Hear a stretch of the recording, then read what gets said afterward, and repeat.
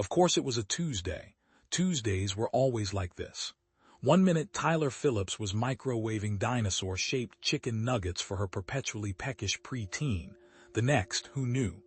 Mark, her son, already hovering with the practiced impatience only a 12-year-old could muster, tapped his foot. "Mom, I'm starving." Before Tyler could deliver her usual lecture about healthy eating habits, a violent crackle erupted from the corner of the kitchen. Not the microwave this time. The sound clawed its way out of the ancient ham radio perched precariously on the counter, a relic from her dad, a piece of equipment that should have been gathering dust in the attic years ago. Instead, it was spitting static and a language she definitely didn't recognize. The garbled signal pulsed, a series of distorted tones woven with what sounded like a desperate, pleading voice. It was like someone choking on their words, trying to scream through a broken microphone. Then, amidst the noise, a fragment repeated over and over, 3, 0, 0, 0. Tyler rolled her eyes. Great, more interference. She reached for the power switch, but the radio seemed to have a mind of its own. The strange transmission persisted, louder now, as if begging to be heard. Frowning, she flicked the switch again. Nothing. The radio was off, but the signal kept crackling. Mark, momentarily distracted from his nugget cravings, stared at the radio with wide eyes. "Whoa, Mom, what is that?" "Just some glitch, sweetie. Probably some kids messing around." But even as she said the words, Tyler felt a prickle of unease. Later, after Mark was finally fed and mostly, contentedly glued to his video games, Tyler found herself hunched over her laptop, Googling strange radio signals and extraterrestrial communications. The results were a rabbit hole of fringe websites, grainy photos of supposed UFOs, and conspiracy theories that would make Alex Jones blush. Nothing definitive, nothing that explained the raw desperation she'd heard in that signal. Still, the nagging feeling persisted.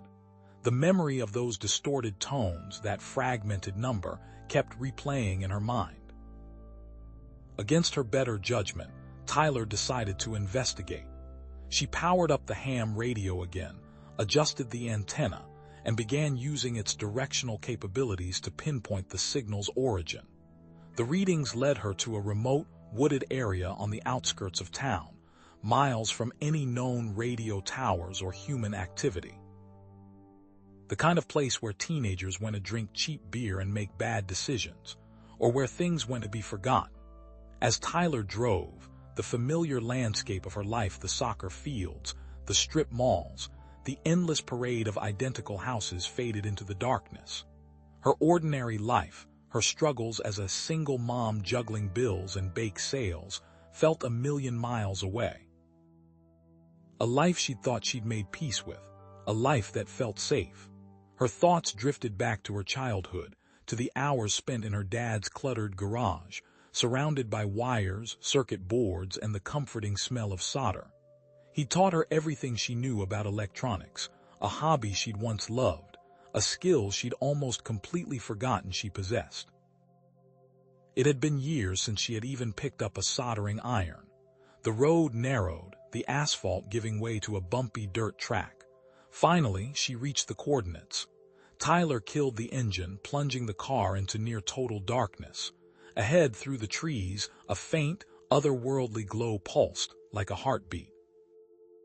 Tyler grabbed a heavy-duty flashlight from the glove compartment, took a deep breath, and stepped out of the car. Trepidation warred with a morbid curiosity she couldn't quite suppress. The beam of the flashlight cut through the darkness, illuminating the trees. A strange metallic scent hung in the air, sharp and unfamiliar. The leaves underfoot crunched with a texture she couldn't place, not quite brittle, not quite yielding. It was like walking on something else, something not of this earth. Her awareness spiked. This was no ordinary Tuesday. The truck bounced violently, each rut in the overgrown logging road threatening to rattle Tyler's teeth loose. 3,000 orphan somethings, she muttered, gripping the steering wheel. Of all the Tuesdays. Still, the insistent hum of the emergency beacon, Now a constant whine in the cab had burrowed its way under her skin. It wasn't just curiosity anymore. It was a nagging sense of responsibility, the kind that only came from knowing deep down that you were the only one who could possibly do anything. The trees thinned abruptly, opening into a small clearing. And there it was, a spacecraft. Not a sleek silver saucer from some cheesy sci-fi flick, but a hulking asymmetrical mass of dark metal, half swallowed by the surrounding woods. Sections of its hull were blackened with scorch marks, twisted like melted plastic. One wing was sheared off entirely, leaving jagged edges of exposed framework. This wasn't just a crash, it was a catastrophe. Tyler killed the engine, the sudden silence amplifying the chirping of crickets and the distant drone of something. Cautiously, she circled the downed vessel, her boots crunching on shattered fragments of what looked like ceramic plating and sparking wires. Unfamiliar symbols, etched into the ship's surface, glowed faintly. The air smelled acrid, like burnt metal and something else. Something vaguely floral, but with an undertone of decay. She found an opening, a gash in the ship's side where a hatch had been ripped partially open. A faint, rhythmic pulsing emanated from within, a sound like a giant struggling heart. Taking a deep breath, Tyler clambered over a pile of debris and squeezed through the opening. The sight inside stole her breath. It wasn't just hundreds. It was thousands. Thousands of small figures huddled together in the dim light, filling every available space in the ship's cramped interior. Their skin was a pale, almost translucent blue, their limbs thin and fragile. But it was their eyes that caught her attention, enormous, black, and filled with a profound sadness that seemed to weigh down the very air. Some were crying, soft, whimpering sounds that echoed through the chamber. Others simply stared blankly ahead, their eyes reflecting the faint emergency lights like pools of ink. The pulsing sound was louder here, a constant throbbing reminder of something failing. Tyler, momentarily paralyzed by the sheer number of children, forced herself into action. She knelt beside one of the closest figures, a child no older than 5, its tiny body trembling. Its skin felt clammy and cold to the touch. These weren't just orphans, they were frail orphans. A voice, small but surprisingly firm, cut through the murmuring. Who are you? Tyler turned to see a slightly older Voxari, perhaps 12 or 13, standing protectively in front of a cluster of younger children. Her expression was wary, her large eyes narrowed with suspicion. Even in the dim light, Tyler could see the defiance etched on her face. "I'm Tyler," she said, her voice soft and reassuring. "I got your signal. I'm here to help." The girl's lip curled. "Help? Humans don't help, humans destroy." Ouch, okay, so maybe humanity didn't have the best reputation out here. "I know," Tyler said, keeping her voice steady. "But I'm not like that, I just want to make sure you're all okay." She gestured around the crowded chamber. "What's wrong? What do you need?" The girl hesitated, her eyes darting nervously around the room. "The air, it's bad. Hard to breathe." Tyler had noticed. The air was thin, stale, and growing colder by the second. She moved deeper into the ship, following the pulsing sound to a section of the wall covered in glowing panels and sparking wires. The life support system, or what was left of it. Alien symbols flashed across the screens, a chaotic jumble of lines and curves. Tyler recognized a few basic icons, a stylized droplet of water, a thermometer, what looked like a very angry sun. Frowning, she ran her hand along the damaged console. Suddenly, a string of English words scrolled across one of the screens. "Oxygen levels critical, temperature dropping. System failure imminent." "Damn it," Tyler muttered. She glanced back at the huddled orphans, their breathing becoming more labored, their blue skin tinged with gray. They were running out of time.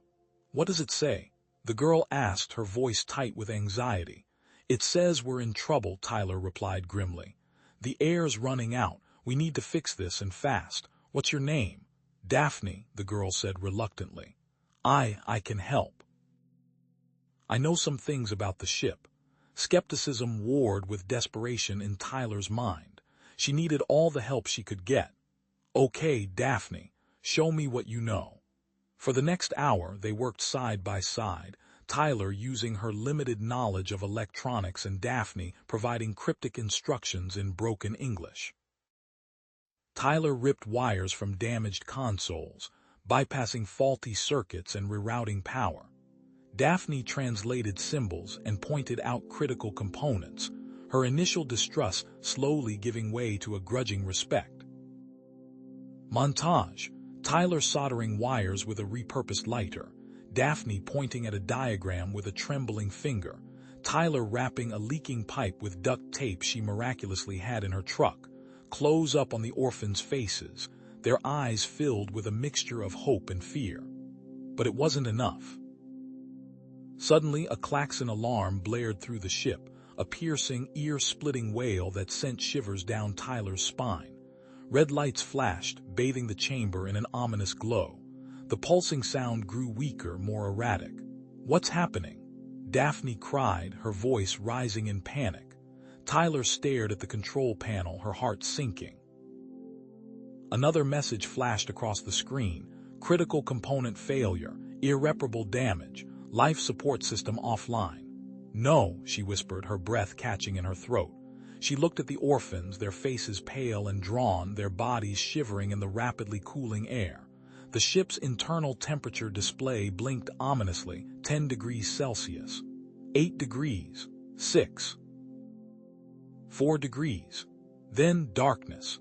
Not a gentle fade, but an abrupt, absolute void that swallowed the already dim emergency lights struggling to maintain their pathetic glow.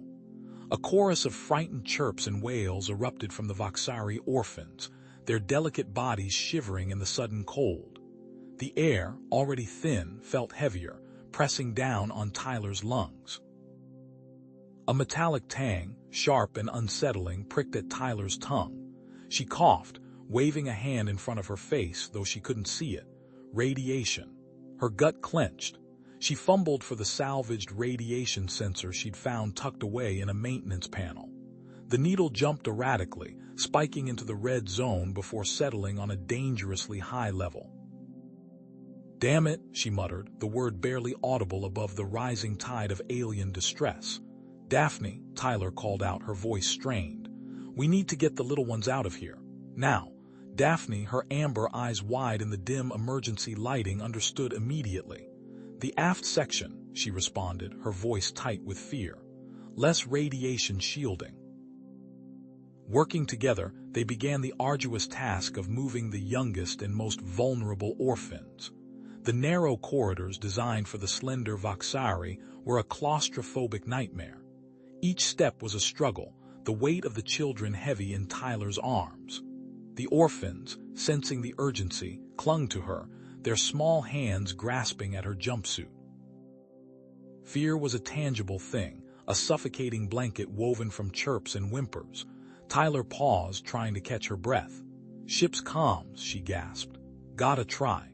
She stumbled back towards what remained of the bridge, tripping over a loose cable. The emergency lights flickered again, threatening to abandon them completely. The comms panel was a mess of sparking wires and shattered displays. Tyler ran a diagnostic, her fingers flying across the cracked interface. Nothing, just static, a wall of white noise. She switched frequencies, desperately cycling through every band she could think of. A burst of automated garble in a language she didn't recognize, more static. Daphne appeared at her side, her expression grim. "The comm array. It is not compatible with your systems." Our distress signal. It was a long chance. Tyler swore under her breath. Long shot or not, it was all they had.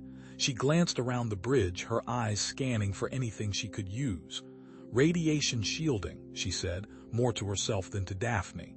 "Gotta find something." The ship was a graveyard of broken technology and discarded equipment. Tyler rummaged through storage lockers, her hands brushing against cold metal and frayed wiring. She found some metal plating, thin and dented, and a few canisters of dampening gel from damaged environmental control units. Not much, but it was a start. Back in the main hold, Tyler spread the materials out on the floor. "Okay," she said, grabbing a piece of plating. "Here's the plan." She began sketching diagrams on a scrap of metal with a piece of charcoal she found in a survival kit, muttering about electron density and gamma-ray absorption. Daphne watched her, her brow furrowed in confusion. What are you doing?" "Making a shield," Tyler explained, pointing to her diagram. "It won't stop everything, but it'll deflect some of the radiation. We need to cover the walls in the aft section." Daphne stared at the diagram, her expression slowly shifting from confusion to understanding. It might work," she conceded, her voice filled with surprise. "Might is better than nothing," Tyler said, handing Daphne a piece of metal plating. "Tell them what we need to do." Daphne spoke rapidly in Voxari, her voice filled with urgency. The orphans, initially hesitant, began to stir.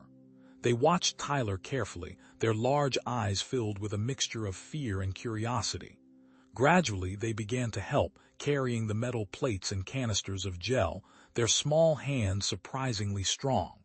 As they worked, Daphne spoke of Lumina, their homeworld.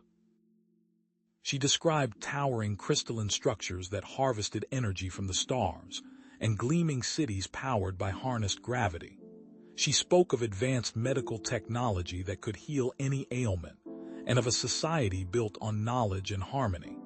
The contrast between her words and their current desperate situation was stark, a painful reminder of all they had lost. Tyler, meanwhile, was jury-rigging a rudimentary air filtration system.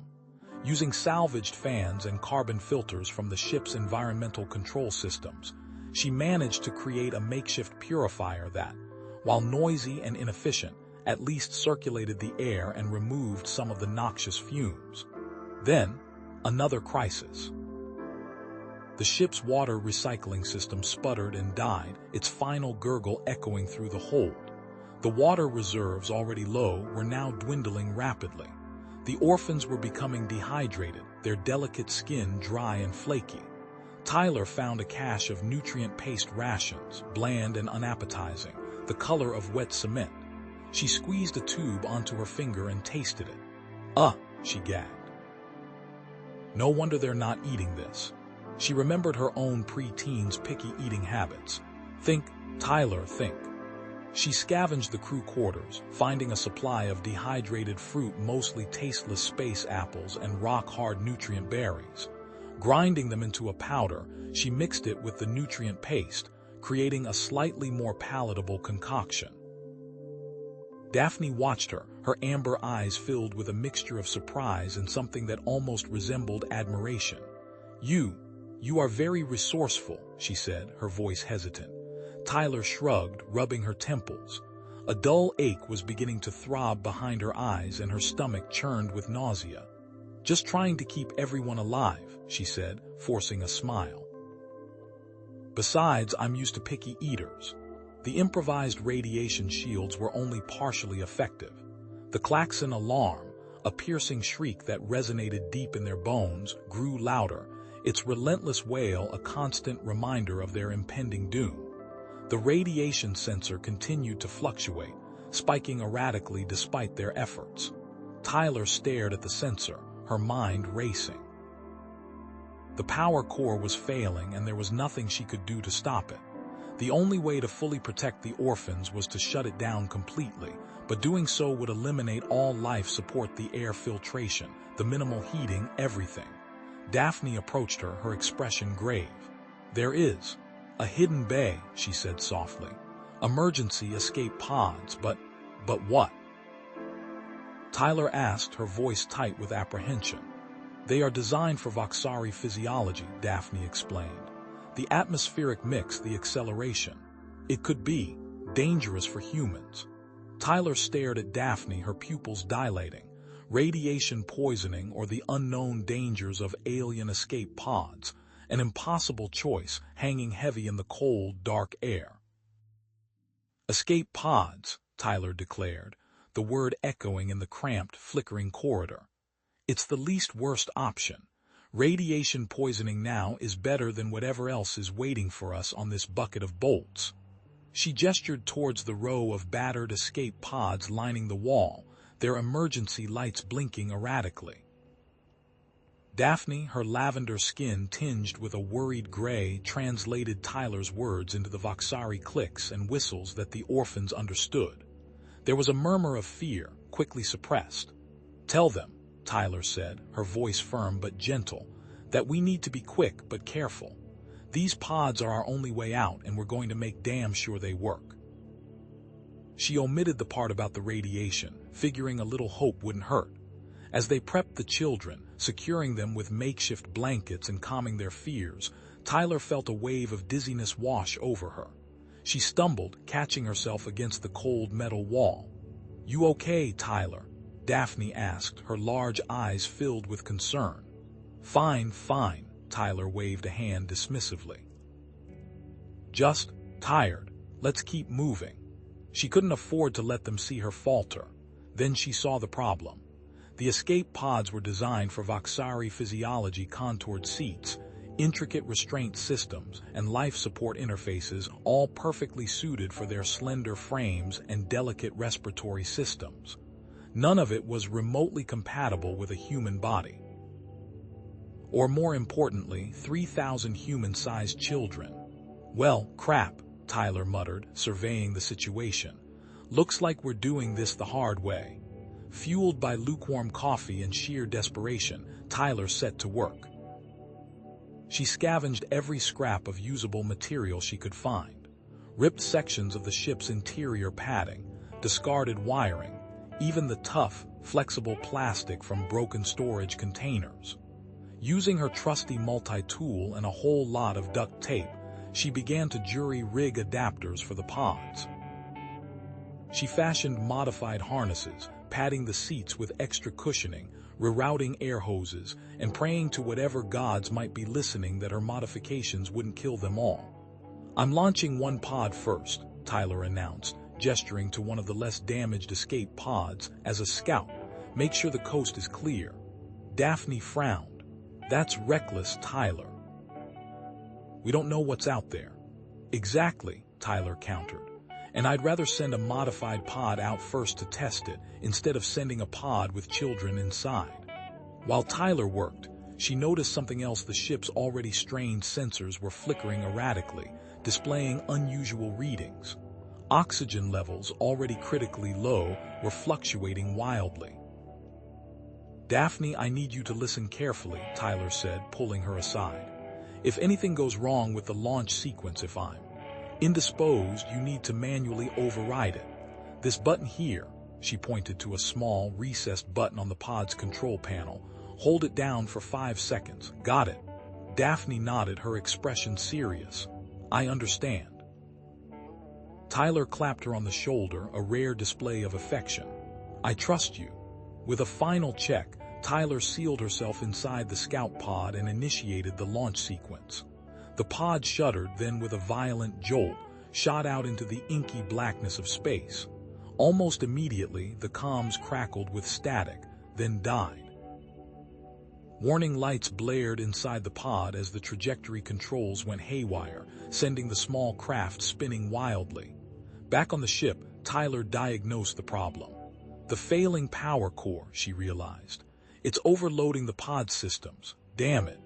As if on cue, the main escape pods began cycling power erratically. The pod doors slammed open and shut with terrifying force, injuring several of the children inside. Screams echoed through the corridor. Daphne rushed to Tyler's side, her face etched with fear. "Tyler, stop. This isn't working. The pods are going to kill them all." Tyler grabbed Daphne's hands, her grip firm. "We're not giving up, Daphne. Not now. I'll find a solution. I have to." Suddenly, Daphne's eyes widened. "Wait," she said, her voice hushed. "I'm detecting something. An incoming craft. It's faint, but it's there." The ship's internal alarms blared, drowning out the children's cries. Oxygen levels plummeted, the emergency lights flashing red, then dying altogether. Panic erupted. Tyler stared at the sensor readings, her blood running cold. "The oxygen recycling system," she whispered. "It's been sabotaged. Someone's venting the breathable air into space." A cryptic message flashed across the ship's main monitor, a single word in an unknown alien script: vindication. Behind the monitor, partially obscured by a tangle of wires, Tyler spotted something else: a data terminal, crushed and mangled, but still bearing a clearly visible Voxari symbol. Tyler coughed, the recycled air growing thin and metallic. Her lungs burned with each shallow breath. Around her, the Voxari orphans whimpered, their multifaceted eyes wide with fear. The air filtration system was failing, and fast. Daphne, status, Tyler rasped, her voice strained. Daphne perched precariously on a stack of repurposed packing crates, her small frame trembling, didn't immediately answer. Daphne, Tyler repeated more forcefully. The emergency reserves are compromised, Daphne finally admitted, her voice barely a whisper. The damage. It's extensive. Tyler swore under her breath. Options were dwindling faster than the oxygen. Think, Tyler, think, she muttered to herself. Daphne, despite her fear, offered a solution. The ship's environmental scrubbers. They were designed for a different atmospheric mix, but they're better than nothing, Tyler finished, her mind already racing. What are the risks? Toxic byproducts, Daphne stated, her voice flat. The scrubbers weren't meant for human respiration, long-term exposure. She trailed off, the unspoken threat hanging heavy in the air. Long-term is a luxury we don't have, Tyler replied grimly. We need to adapt them, now. Tyler, fueled by adrenaline and desperation, rummaged through her makeshift toolkit. Duct tape, scavenged wires, a rusty wrench, the tools of a suburban mom turned interstellar rescuer. She began dismantling the scrubbers, her brow furrowed in concentration. We need a filtration system, something to neutralize the toxins. Hours blurred into a frantic race against time. Tyler, guided by Daphne's technical expertise and her own intuitive understanding of mechanics, jury-rigged a system using layers of charcoal filters scavenged from the ship's galley, woven together with her trusty duct tape. The scrubbers sputtered to life, emitting a high-pitched whine. Air began to circulate, but it was thick and acrid, stinging Tyler's nostrils. The orphans coughed and choked, their eyes watering. It's working. For now, Daphne announced, her voice hoarse. But the air, it's not sustainable. We need to find another solution. As Tyler caught her breath, Daphne approached with a datapad. I managed to retrieve the last message sent from the bridge before the attack, she said, her voice low. It's encrypted, but I was able to decipher it. Daphne's small fingers danced across the screen. The unworthy must be purged. A chill ran down Tyler's spine. Purged by whom? The data terminal also revealed schematics, Daphne continued, ignoring Tyler's question. A hidden compartment, near the power core. Tyler's gaze hardened. What's in it? Daphne shrugged, her expression unreadable. Unknown, but it's our only lead. All right, Tyler declared, wiping sweat from her forehead. Daphne, you oversee the oxygen scrubbers. Make sure they don't overload. I'm going to the power core. It's too dangerous to go alone, Daphne protested.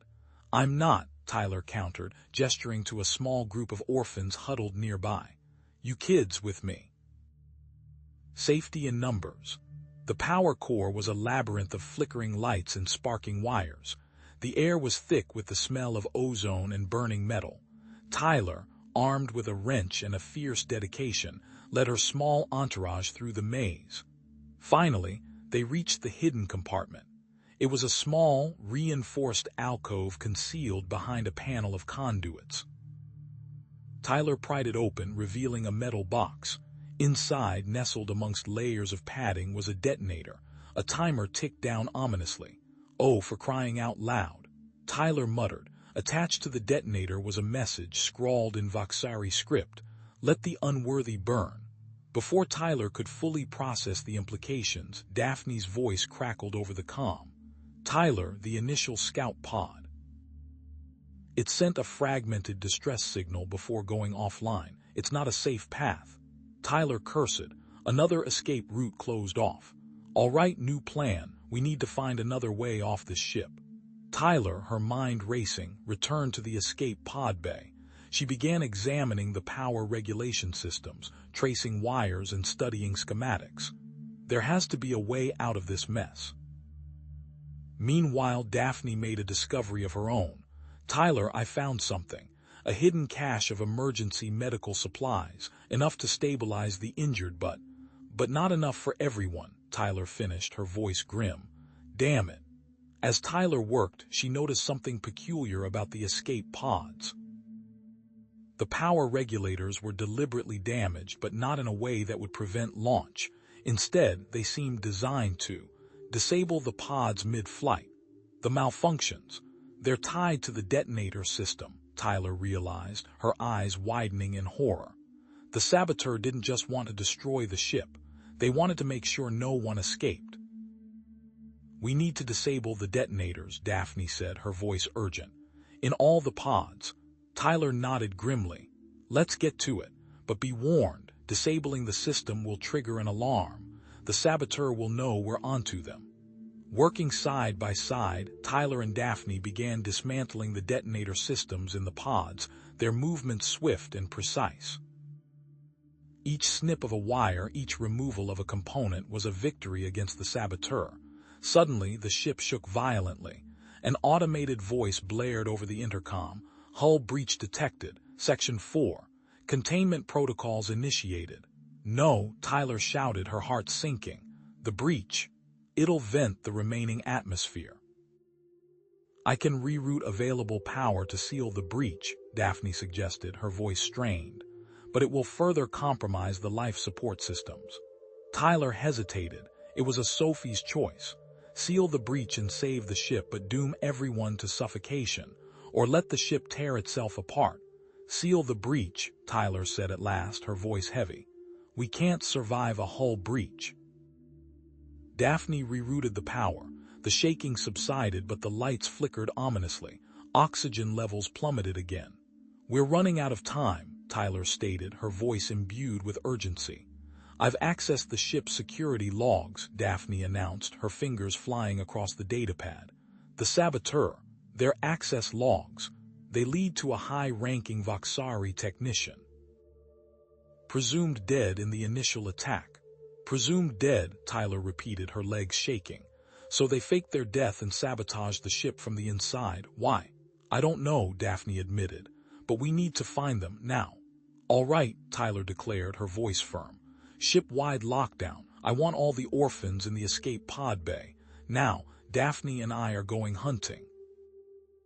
Tyler grabbed a heavy-duty wrench. Daphne armed herself with a discarded plasma cutter.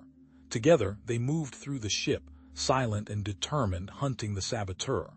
As they approached the technician's last known location, they discovered a hidden escape pod, fully stocked and ready for launch.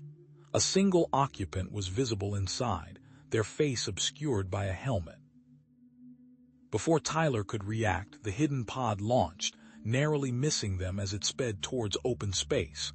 The launched pod winked out, disappearing from the ship's archaic radar. Coded burst, Tyler muttered, tapping furiously at the console.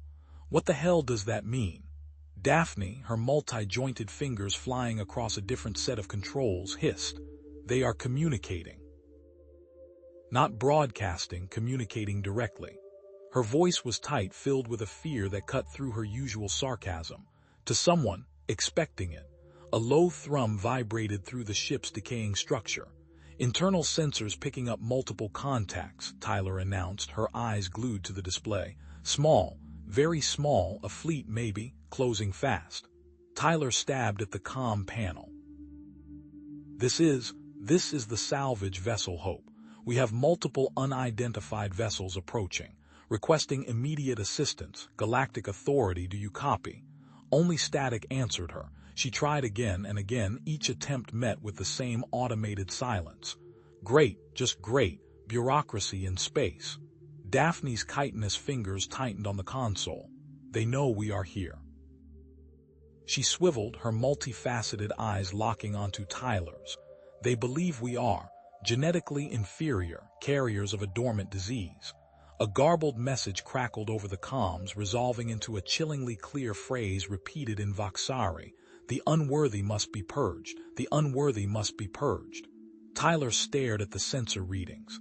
Those ships, they're not rescue craft. Look at the energy signatures. They're packing heavy weaponry, designed for combat, boarding systems. We have to do something, Daphne hissed, panic creeping into her voice.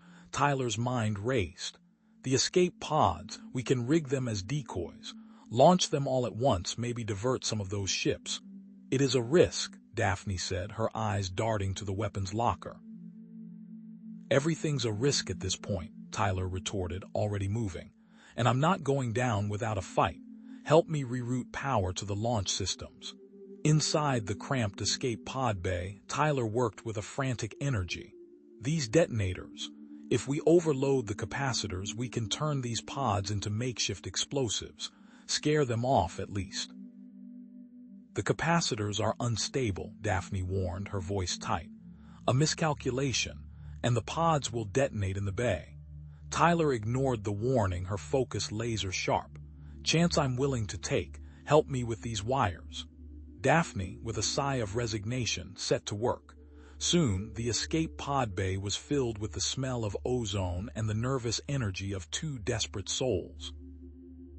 Navigation system reprogrammed, Daphne announced, her fingers blurring across the console. I've set the launch sequence to be chaotic, random trajectories. It might confuse them. As the last pod was armed, a klaxon blared through the ship. Oxygen levels critical, the automated voice intoned. Life support failing. Tyler cursed. We're running out of time. There's one more thing we can try, but it's risky. Vent a section of the ship to equalize pressure. Daphne recoiled. No, the hull. It is damaged. Venting a section could expose the remaining orphans to deadly radiation. Tyler swore again, running a hand through her already disheveled hair. Okay. Think, Tyler, think. I know this ship. There's a reinforced corridor, shielded from the worst of the radiation. We can reroute the orphans through there before we vent. It will be close, Daphne said, her voice barely a whisper. It's all we've got. Tyler grabbed a wrench. Let's move. The first of the Voxari ships appeared on the external monitors, sleek and menacing shapes jam-packed with weaponry. They ignored the launched escape pods, heading straight for the Hope. They're not falling for it, Tyler said grimly. They know exactly where we are. Initiating venting sequence, Daphne announced, her voice strained. The ship groaned, metal screaming as the automated system struggled to comply. A section of the hull buckled inward, then explosively gave way to the vacuum of space. The temperature plummeted and a hurricane of air rushed towards the breach. Chaos erupted. The orphans, terrified by the sudden change, huddled together, their cries echoing through the ship. In the confusion, a group of them, smaller and more vulnerable, became separated, trapped in a corridor leading directly to the breached section. They are headed toward the breach. Daphne screamed, pointing at a monitor. Damn it! Tyler grabbed her wrench and sprinted down the corridor, Daphne close behind. We have to get to them before. Before they could finish the sentence, a section of the wall hissed open, revealing a boarding party of heavily armed Voxari warriors. They raised their energy weapons, their faces hidden behind armored masks. The leader of the boarding party, his voice distorted by a vocoder, stepped forward. Daphne, traitor, you have betrayed your genetic line. Tyler, her heart pounding in her chest, stepped in front of Daphne and the terrified orphans, her wrench held high. Get away from them. Stand aside, Daphne, the boarding party leader barked, his voice amplified by his helmet's Vox enhancer. Your betrayal is regrettable, but not irreparable. Surrender the orphans and we may speak of your reintegration. Before Daphne could even twitch, Tyler moved. A blur of denim and fury, she swung the heavy wrench she'd been using on the ship's failing systems, connecting with the leader's arm with a sickening thud. He roared, stumbling back, his weapon clattering on the metal deck. The other two soldiers whirled, weapons raised, but Daphne was already shouting, "He'll try to flank. Voxari Formation 7. Tyler, trusting instantly, ducked low as a bolt of energy sizzled over her head. She scrambled behind a console, the metal groaning under the near miss. "What's Formation 7? She yelled, her voice tight with adrenaline. "Never mind, just move." Daphne snapped, firing a stolen disruptor pistol with surprising accuracy. The leader, clutching his arm, snarled, "Enough. We don't have time for this charade. Our primary objective is secondary now. We require him." He gestured with his good arm towards the huddled mass of orphans. The one designated Kalen 7, alive. Daphne froze. "Kalen. He carries a unique genetic marker," the leader continued, his voice filled with desperation. "A gene that could provide immunity to the rot. Our people are dying, Daphne. Don't let sentimentality blind you. He could save us all." Daphne stared at Kalen, a small Voxari child with wide, frightened eyes clinging to a tattered plushie. She glanced at Tyler, her face a mask of fierce protectiveness, then back at the boarding party leader. The leader pressed his advantage. "Help us retrieve the genetic material, Daphne. Redeem yourself. Save your people." Daphne's mandibles twitched, a sign of intense internal conflict. Sweat beaded on her brow. She looked from the orphans to Tyler, her chest heaving. Tyler, seeing Daphne's hesitation, reached out and gently touched her arm. "Hey, it's not your fault they're sick. It's not your responsibility to fix their mistakes." The words, simple and direct, seemed to break the spell. With a guttural cry, Daphne lunged at the boarding party leader, knocking him off balance. "I choose my people," she snarled, slamming her fist into his faceplate. A warning klaxon blared, oxygen levels dropping, fast. The orphans coughed, their breathing becoming shallow and ragged. Their skin, normally a vibrant blue, was taking on a worrying grayish tinge. Tyler cursed. "Damn it. We're running out of time." She glanced at the boarding party, now regrouping, their weapons trained on her and Daphne. An idea sparked in her mind, reckless and desperate. "Wait a minute. Maybe we can use this to our advantage." She grabbed Daphne's arm, pulling her close. "There's gotta be weapons on this ship, right? Energy rifles, something." Daphne nodded, her eyes wide. "The armory. But it's heavily guarded." "Show me," Tyler said, her voice firm. "Now." "It's no use," Daphne countered. "The armory requires a specific access code. I don't have it." Tyler's eyes glinted. "I saw the leader punch in a code at that door when they came in. There's gotta be another panel nearby." Daphne hesitated for only a moment before replying, "There's a maintenance tunnel. It leads to the back of the armory. It's usually unguarded." They moved swiftly, crouching low, Daphne leading the way. The maintenance tunnel was cramped and dark, the air thick with the smell of ozone and decay. They encountered only minimal resistance, a pair of bored-looking guards who were quickly dispatched with a stunned setting from their own weapons. Inside the armory, Tyler's eyes widened. Racks of outdated but functional energy rifles lined the walls. Protective vests and helmets lay stacked in crates. "Jackpot," she muttered, grabbing a rifle and a vest. "All right, listen up," Tyler said, her voice ringing with newfound authority. "Daphne, you take point. Show the older kids how to use these things. We're about to even the odds." Before Daphne could respond, the ship's comm system crackled to life. A voice, distorted but unmistakable, barked, "All units, boarding party 1 is unresponsive. Suspect hostile activity in Sector 4. Initiate lockdown and proceed with extreme prejudice." Tyler cursed again. "They know we're here." She thought quickly, her mind racing. "Okay, new plan, we lure them. We lead them to Sector 7.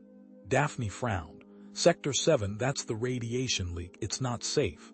Tyler grinned, a flash of something feral in her eyes. "Exactly." Tyler slapped an energy rifle into a young Voxari's trembling hands, the kid barely old enough to shed his first carapace. "Safety's off, point and shoot. Aim for the chest." "Got it." The orphan nodded, eyes wide with terror. Daphne, ever the pragmatist, adjusted the grip on another rifle, her movements crisp and efficient. "Remember what I said. Conserve ammunition. They likely have more." "All right, everyone huddle up," Tyler commanded, crouching low. "Here's the deal. We're going to let them breach this door. They'll think we're cornered." She pointed towards the far end of the corridor where a faint green mist swirled near a ruptured pipe. "That section's got a lovely radiation leak, courtesy of their little welcoming present. They walk in, they get a dose of radiation. Slows them down, gives us an advantage." Daphne's mandibles clicked in worry. "The leak. It's not contained as well as you think. Some of the younger ones." Tyler squeezed Daphne's shoulder, a gesture she hoped conveyed more reassurance than she actually felt. "We're minimizing exposure. Short burst, they'll be fine. Now everyone, remember your positions." Tyler paused, looking at the orphans huddled around her. "We do this together. We protect each other. Got it?" A chorus of frightened but determined chirps answered her. Even as she spoke, the first coughs rippled through the ranks, the telltale rasp of irradiated lungs. Tyler's stomach twisted. She spotted little Kella, barely bigger than a Terran cat, her skin already taking on a faint, sickly pallor. Damn it. Then the door buckled. A grinding screech of tortured metal filled the corridor as the boarding party forced their way through. Red light spilled into the room, bathing the orphans in an ominous glow. "Now!" Tyler screamed. A ragged volley of energy fire erupted from their makeshift barricade. The corridor lit up with blue flashes as the older orphans, spurred by Tyler and Daphne, unleashed their terror. The boarding party returned fire instantly. Lasers seared the air, forcing Tyler and the orphans to duck behind overturned crates and twisted metal. The air filled with the acrid smell of ozone and burning plastic, but something was wrong. The boarding party advanced relentlessly, their movements unhindered. They should have been stumbling, weakened by the radiation. Tyler squinted, focusing on the lead soldier. He wasn't even flinching. "They have shields," Daphne hissed, her voice tight with anger. "Personal radiation shields, they knew." The boarding party leader, a hulking figure in black armor, barked an order in guttural galactic basic. "Forget the perimeter. Secure the target, the orphan with the genetic marker. Capture, do not kill." He gestured towards the huddled mass of children. "The marker isn't just for radiation immunity. It's the key to unlocking potential, dormant psychic abilities we will harness." Tyler's blood ran cold. They weren't just here to eliminate a perceived threat. They were here to weaponize these kids, to turn them into psychic soldiers. Daphne snarled, a low, guttural sound of pure fury. "They would dare exploit what remains of our heritage. They will pay." The oxygen alarm blared, an insistent, high-pitched whine that cut through the chaos. The levels were plummeting. Tyler glanced at the display, no way to stop it. They were running out of time, and her plan had just imploded. Tyler and Daphne exchanged a look of raw, naked fear. The orphans weren't just facing capture, they were facing a slow, agonizing death. "Daphne," Tyler said, her voice low and urgent, "get the little ones to the back, keep them safe. I have another idea." Before Daphne could protest, Tyler surged to her feet, roaring like a cornered she-bear. She charged out from behind the barricade, firing her energy rifle wildly, drawing the boarding party's fire. Anything. She would do anything to buy those kids even a few more seconds. Tyler screamed. A primal sound ripped from her throat and charged. The boarding party, clad in bulky radiation suits, hesitated, their weapons momentarily wavering. It was all Daphne and the orphans needed. "Go." Lab Section 4. Daphne barked, her voice surprisingly strong despite her frail frame. The orphans, a kaleidoscope of alien shapes and sizes, scurried past Tyler, their large eyes wide with fear. A searing pain ripped across Tyler's left arm as a plasma bolt grazed her. She stumbled but kept moving, firing wildly with her scavenged pulse rifle. Another bolt slammed into her makeshift shield, a repurposed industrial panel, sending sparks flying. She tasted blood agash on her forehead, courtesy of some flying debris. But she kept firing, kept screaming, kept moving, a whirlwind of furious, protective energy. Finally, with a grunt, Tyler managed to break contact. staggering back towards the receding figures of Daphne and the orphans. She could hear the boarding party regrouping, their heavy boots echoing in the corridor. Time to move. She found them huddled behind a blast door, its surface scarred and pitted. Lab secure, Daphne reported, her voice tight. Life support. Questionable. Tyler leaned against the cool metal, sucking in ragged breaths. The plasma burn on her arm throbbed and her head swam. A low, rhythmic thud vibrated through the deck plates. They're trying to breach the door. One of the older orphans, a lanky, blue-skinned creature with antennae that drooped with worry, whimpered. Tyler pushed herself upright, ignoring the pain. The lab was a disaster. Consoles were smashed. Wires hung like entrails, and strange, humming machinery lay scattered across the floor. Dust motes danced in the dim emergency lights, illuminating faded symbols and alien script. Anything useful? Tyler asked, her voice hoarse. Daphne was already at a console, her fingers flying across the damaged controls. This was a research lab, she said, her brow furrowed. Long range, something. I don't know the human words. Tyler spotted a series of holographic schematics flickering erratically on a nearby screen. She swiped at the controls, stabilizing the image. The schematics depicted the ship itself, but with annotations she couldn't understand, until she isolated a section labeled in surprisingly clear English, psychic amplification matrix. Psychic? What does that mean? Tyler asked. Daphne hesitated.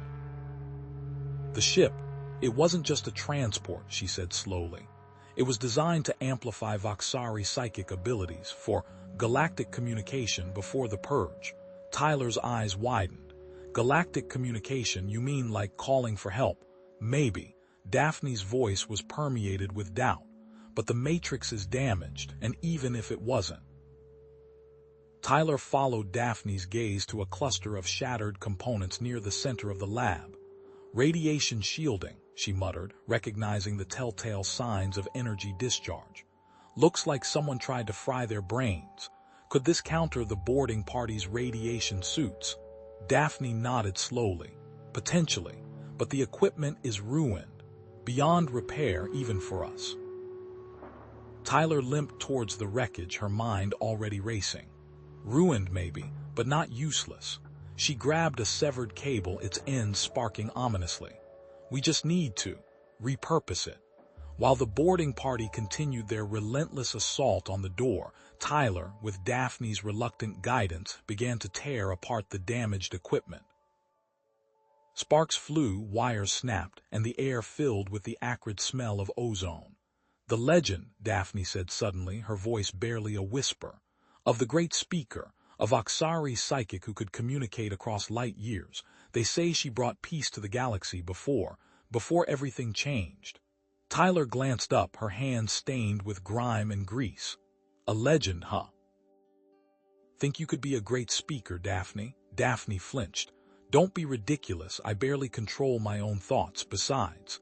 She trailed off, her eyes filled with a deep-seated fear.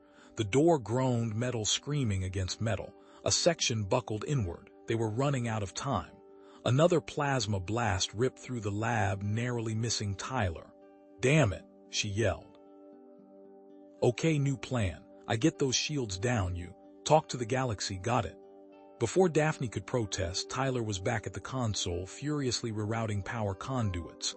She knew it was a long shot, a desperate gamble, but she had to try. For the orphans, for Daphne, for the hell of it. With a final surge of power, Tyler threw a switch. The lab hummed, then vibrated. A makeshift EMP generator cobbled together from salvaged parts in sheer desperation. It wouldn't last long, maybe a few minutes, but it might be enough. Now, Daphne, now, Tyler shouted, her voice raw. Daphne stood frozen, her eyes wide with terror.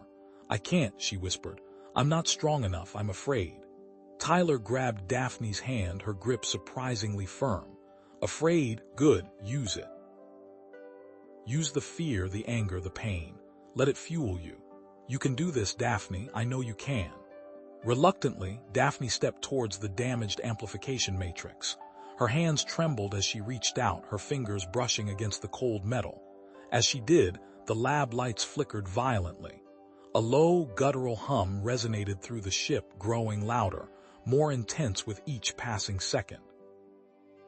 The air crackled with energy, raising the hairs on Tyler's arms. Daphne gasped, her body arching. Her eyes glowed with an unnatural light, and a torrent of raw psychic energy erupted from her, flooding the lab. The equipment sputtered, overloaded, and began to spark. A feedback loop was forming, threatening to consume everything. Suddenly, a voice, cold and mechanical, echoed in Tyler's mind. Psychic surge detected. Initiating neural interface. Designation, Daphne. It was the ship's AI awakening from its slumber, drawn to Daphne's burgeoning power. Warning, the AI continued, its voice tinged with urgency. Incoming distress signal, boarding party ship. Reinforcements en route. ETA, 15 minutes. 15 minutes. Not enough time, they had to make a choice. Contact others, risk everything, or face certain capture. Tyler met Daphne's gaze, a silent understanding passing between them. The fate of the orphans, perhaps the future of the stars, rested on their shoulders. The EMP faded. The boarding party's radiation shields flickered back online. Daphne gasped, her small frame vibrating against Tyler's steadying hand. The psychic surge, amplified by the alien AI, crackled through the lab, making the repurposed scientific instruments whine and spark. Her eyes, normally a vibrant violet, were unfocused, swirling with uncontrolled energy. A tremor ran through her, threatening to shatter the fragile connection she'd forged with the ship's systems. "Daphne, hey, look at me," Tyler said, her voice firm but gentle. She gripped Daphne's shoulders, meeting her swirling gaze. "They need you, all of them. You have to focus. One clear target, otherwise it's just noise, a chaotic mess." Tyler released Daphne just long enough to yank a stray cable from the jury-rigged console and jam it into a nearby port. Sparks flew, but the humming of the equipment evened out slightly. "Okay, channeling frequency locked. Let's focus that beautiful brain power, kiddo." The AI's calm, synthetic voice cut through the tension. Incoming vessel identified. Voxari cruiser designation Esperanza. Not affiliated with the attacking parties, appears to be a science vessel. Current mission objective, search and rescue. Hope flickered in Tyler's chest, quickly tempered by the AI's next words. Caution advised. Contacting the Esperanza carries significant risk. Probability suggests potential influence by factions invested in the Great Speaker prophecy. Vessel's intentions cannot be definitively ascertained. Tyler's eyes hardened. Another impossible choice. "We contact them," she said, her voice resolute. "Risk or no risk, it's better than waiting to die." Daphne, drawing on Tyler's persistence, closed her eyes. A thin stream of violet energy pulsed from her forehead, coalescing into a focused beam that shot towards the distant stars. The lab air crackled with ozone. A moment later, the AI announced, "Distress signal received by Esperanza. Initial response indicates suspicion, demanding identification and verification protocols." The sound of the boarding party intensified. The grinding of metal against metal, the staccato bursts of disruptor fire, were getting closer. The ship AI, bless its digital heart, diverted what little power remained to reinforce the damaged bulkheads, buying them precious minutes. "Think, Tyler, think," she muttered, her fingers flying across a salvaged keyboard. She needed something, anything, that would prove their identity, something the attackers wouldn't know. Her eyes landed on a faded illustration in a tattered Voxari children's book she'd found tucked away in a storage compartment. An idea sparked. She began to type, her fingers a blur. A coded message based on a children's rhyme known only among certain Voxari refugee communities, layered with data about the attacking ship's configurations and weaknesses. She sent it, a desperate plea cast into the void. The response was almost immediate. Message received, rhyme identified, provisional trust established, offering immediate assistance. Unable to dispatch boarding party due to hostile presence, awaiting further instructions. Relief washed over Tyler, but there was no time to celebrate. What can they do? She barked at the AI. Captain of the Esperanza suggests utilizing Daphne's abilities to override the attacking vessel's navigation systems. Propose inducing collision with asteroid designated KL-42. Daphne's eyes widened, her face paling. Destroy another ship, even if they are soldiers. They came here to murder you and all the others, Daph, Tyler said, her voice firm but tinged with compassion. This isn't about revenge. It's about survival, about protecting your family. A deafening crash echoed through the ship. The boarding party had broken through the final barricade. Disruptor fire ripped through the lab, tearing chunks out of the walls. Esperanza preparing low-energy tractor beam, the AI announced, its voice strained. Requires amplification to function at designated range. Daphne must focus. Tyler met Daphne's gaze. This was it, their only chance. Ready when you are, kiddo. Daphne took a deep breath, her eyes hardening with willpower. She closed her eyes, focusing her power, drawing on the AI's tractor beam signal. A shimmering field of energy enveloped the attacking ship. Suddenly, the boarding party leader, a hulking figure in battle armor, raised a disruptor pistol, aiming directly at Daphne.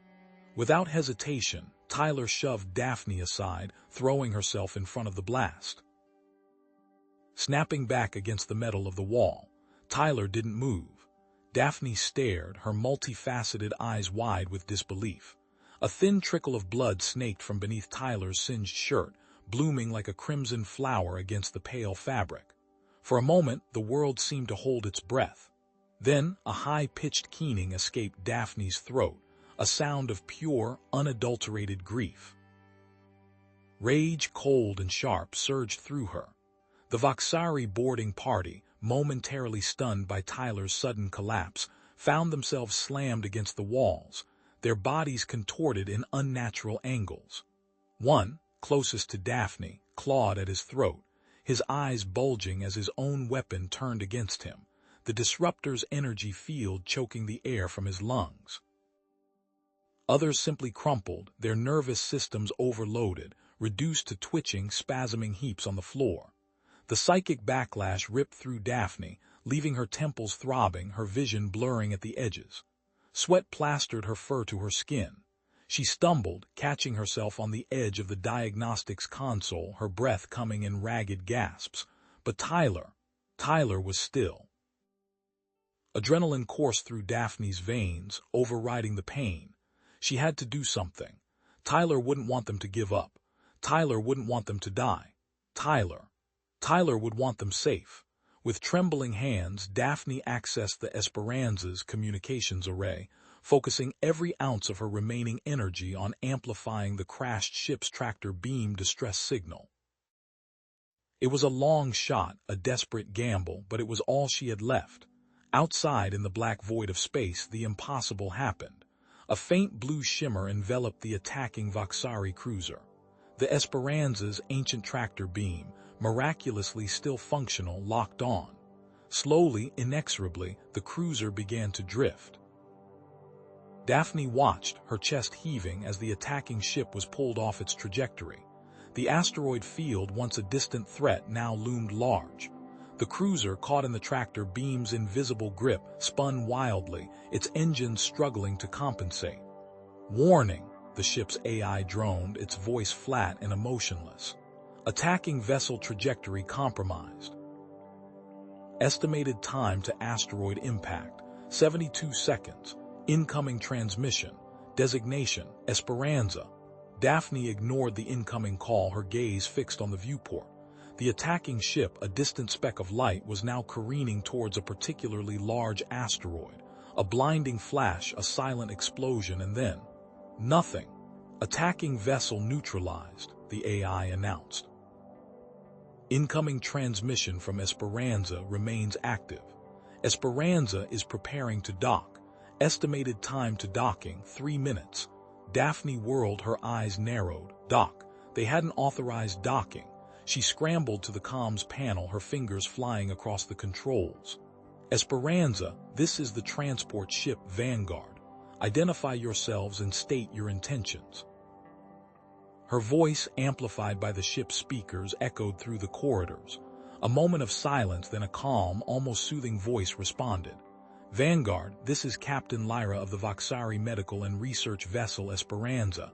We received your distress signal. We are here to assist." Daphne's fur bristled. "Assist?" They were awfully quick on the uptake. "State your docking protocols." "We will match your docking port alignment and proceed with standard medical quarantine procedures. However," Captain Lyra continued, her voice imbued with concern, "our sensors indicate a life-threatening injury aboard your vessel. We strongly advise immediate medical intervention. Our facilities are far better equipped to handle such emergencies than anything you have available." Daphne hesitated. Tyler was badly hurt, and these pirates had nearly killed them all if there was even a chance. "Acknowledged," she said, her voice tight. "You may dock, but I retain control of all security systems on this vessel." "Understood, Vanguard. We are approaching the docking port now." The docking clamps hissed and locked. A moment later, the inner door of the airlock slid open, revealing a team of Voxari in sterile white suits, led by a tall, imposing figure, Captain Lyra herself. Her expression was one of grave concern. "Where is the injured party?" she asked, her gaze sweeping over Daphne. Daphne gestured towards Tyler, who lay motionless near the diagnostics console. The medical team rushed forward, their movements swift and efficient. They carefully lifted Tyler onto a hovering stretcher, their instruments beeping and whirring. Other members of the team began to examine the orphans, their faces etched with sympathy. As they moved Tyler towards the airlock, the ship's AI spoke again, its voice a dispassionate monotone. "Warning. Detection of airborne paralytic agent. Origin: Esperanza medical equipment. Concentration escalating." Daphne's head snapped up. Paralytic, she stared at Captain Lyra, her multifaceted eyes narrowed with suspicion. "What is the meaning of this?" she demanded, her voice dangerously low. Lyra's expression remained calm, almost pitying. "It is a standard sedative, child. Used to calm traumatized patients. Nothing to be alarmed about." But Daphne didn't believe her. Something felt wrong, deeply wrong. She reached out with her mind, focusing her psychic abilities on Captain Lyra, pushing past the surface thoughts, probing for the truth. What she found sent a jolt of ice through her veins. Hidden beneath layers of carefully constructed calm and concern was a directive, clear and unwavering. "Secure the orphans. Transport to Research Facility Theta. Compliance is mandatory. Research Facility Theta." The name was whispered in hushed tones among the Voxari, a place of experimentation, of genetic manipulation, of unspeakable horrors. "You," Daphne snarled, her voice filled with venom. "You're not here to rescue us. You're here to collect us. You're working with them." Lyra's mask of concern shattered, replaced by a cold, predatory smile. "Seize her," she ordered, her voice sharp and commanding. But Daphne was faster. A wave of psychic energy slammed into the medical team, overloading their neural implants, dropping them to the floor like puppets with cut strings. She whirled, activating the ship's internal comms. "All orphans, this is Daphne. The Esperanza is not here to help us. They are here to take us. Resist, fight back." She turned back to the docking port, her eyes blazing with fury. "Esperanza, you are not welcome here. Leave now or face the consequences." The response was immediate and chilling. A high-pitched whine filled the air, followed by a sudden suffocating silence. The comms panel went dead, the lights flickered and dimmed. The ship's AI fell silent. "Jamming field activated," a hollow voice echoed through the ship, not from the AI but from a speaker on Lyra's wrist. "Communications are now severed." Daphne was trapped. Then a weak, raspy voice cut through the silence. It was Tyler. Her eyes fluttered open, unfocused and glazed with pain. She reached out, her fingers brushing against Daphne's fur. "EMP," she whispered, her voice barely audible. "Leaf blower." And then she was gone again, swallowed by unconsciousness. Daphne's four hearts hammered against her carapace, each beat a frantic drum solo urging her onward. Leaf blower, leaf blower. She actually said leaf blower. The human's words echoed in her mind, a beacon of absurd hope in the suffocating darkness. The ship's groaning metal skeleton pressed in around her as she navigated the narrow, twisting corridors, the air thick with the metallic tang of leaking coolant and the ever-present hum of failing life support. She found it tucked away in a small maintenance closet, the door sealed with emergency tape that peeled away with a dry, papery rasp. Inside, amidst stacks of bio-waste disposal units and scrub brushes that looked disturbingly like spiky, sentient creatures, sat a leaf blower. Not one like Tyler had clearly, but a Voxari model, designed for clearing debris from sensitive sensor arrays. Still a leaf blower. Daphne snatched it up, her slender fingers fumbling with the unfamiliar controls. A small activation rune glowed faintly, begging for a touch. She pressed it. Nothing. A frustrated hiss escaped her mandibles. Dead battery, of course. Why would anything be easy? The faint emergency lighting cast long, skeletal shadows across the closet walls, mocking her desperation. Her gaze swept the cramped space, landing on the ship's internal intercom system, a spaghetti of frayed wires and cracked plastic casing. An idea, reckless and desperate, sparked in her mind. The intercom ran on a dedicated power converter, designed to broadcast signals across the entire ship, even in the event of a reactor breach. It was a long shot, but it was all she had. With a surge of adrenaline, Daphne ripped the intercom unit from the wall, ignoring the sparking wires that singed her sensitive palps. She wrestled the power converter free, its smooth, cool surface a stark contrast to the rough, textured plastic of the leaf blower. Working with frantic speed, she began stripping wires, her psychic abilities guiding her movements with unnatural precision. Blue sparks danced in the air as she spliced and rerouted, her brow furrowed in concentration. The air crackled with ozone, the smell sharp and acrid. Finally, with a triumphant grunt, she connected the last wire. The leaf blower sputtered, coughed, and then roared to life, its impeller spinning with a high-pitched whine that vibrated through her very bones. It wasn't blowing air, though. No, Daphne had bypassed that function entirely. She jury-rigged the power converter to overload the blower's energy matrix, creating a focused electromagnetic pulse, a makeshift EMP cannon. She aimed the modified leaf blower towards the docking clamps that secured the Esperanza to their crippled vessel. The clamps glowed with malevolent purple energy, leeching what little power remained. Daphne closed her eyes, focusing her psychic energy, visualizing the EMP as a concentrated beam of pure force. She squeezed the activation rune. A blinding flash erupted from the leaf blower's nozzle, followed by a deafening crackle that silenced the ship's groaning for a split second. The EMP shot out, invisible but devastating, slamming into the docking clamps. The purple glow flickered, sputtered, and died. The clamps hissed, releasing their grip. With a grinding groan, the two ships separated, but the energy surge had been too much. The ship's already strained power grid couldn't handle it. The emergency lights flickered and died, plunging the orphan ship into near-total darkness. Only the faintest red glow emanated from the reactor core, a dying ember in the vast blackness. On the Esperanza, Captain Lyra watched the docking clamps disengage, a flicker of surprise crossing her reptilian features. "What was that?" she hissed. Then a grim satisfaction settled over her face. They've disabled their own ship. They're defenseless. Prepare a full breach. I want those children secured. But as she turned to address her second-in-command, a flicker of doubt clouded her eyes. Are we doing the right thing, Jax? They're just children. Jax, a hulking Krogan warrior, shrugged.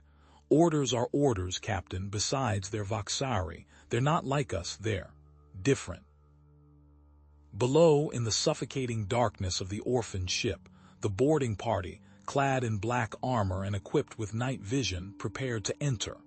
The breach was imminent. Daphne, her heart's pounding, activated the ship's emergency power reserves. The corridors flickered back to life, not with the comforting warmth of the ship's standard lighting, but with a series of jarring, strobing red alerts. And then, the holographic displays flickered to life. Images of heavily armed Voxari guards materialized in the corridors, their weapons raised, their faces grim. Security turrets, normally dormant, sprung from the walls, their barrels swiveling menacingly. Illusions, all of them powered by a fraction of the ship's dwindling energy, but convincing enough to give pause. The boarding party hesitated at the breach point, their night vision goggles painting the scene in eerie green. "What the hell?" one of them muttered. "I thought they were supposed to be defenseless." Daphne, her voice a low hum in the darkness, guided the orphans towards the hidden compartments and maintenance tunnels, her psychic abilities a calming presence in their minds. "Stay quiet. Stay hidden. We will get through this." But one of the younger orphans, a small Voxari named Alara, couldn't control her fear. A wave of psychic distress washed over the ship, amplified by the close confines and the collective terror of the children. Alara's panic resonated with Daphne's own efforts, threatening to unravel her carefully constructed shield. On the Esperanza, Lyra monitored the boarding party's progress, her brow furrowed. "What's that energy signature?" she demanded. "It's psychic distress, Captain," a tech officer replied, his voice tinged with unease. "The orphans, they're more powerful than we anticipated." Lyra's eyes narrowed. "Sonic disruptors, deploy them immediately. Suppress their abilities. I want those children neutralized." Daphne felt it then, a wave of invasive energy probing her mind, seeking to disrupt her connection to the other orphans. They knew where they were, and they knew what they were capable of. There was only one place left to make a stand, the ship's core.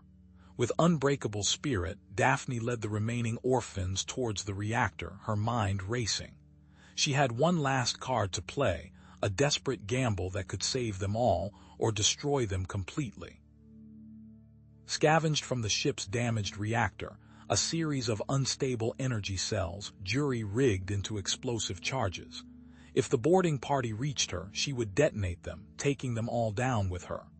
The boarding party, their sonic disruptors humming ominously, advanced through the darkened corridors, their night vision goggles cutting through the gloom. They were close, too close. Suddenly, a wave of raw psychic energy slammed into them, knocking them off their feet. Alara, her eyes wide with terror, had lashed out, her unfocused power a desperate plea for help. The boarding party's night vision goggles flickered and died, plunging them into absolute darkness, mere meters from Daphne's final, desperate defense. The boarding party, blinded by the lingering afterimage of the EMP, stumbled through the dark corridors. Emergency lights flickered erratically, casting long, distorted shadows that danced with the dust motes swirling in the suddenly still air. Daphne, anticipating their movements, activated the ship's PA system.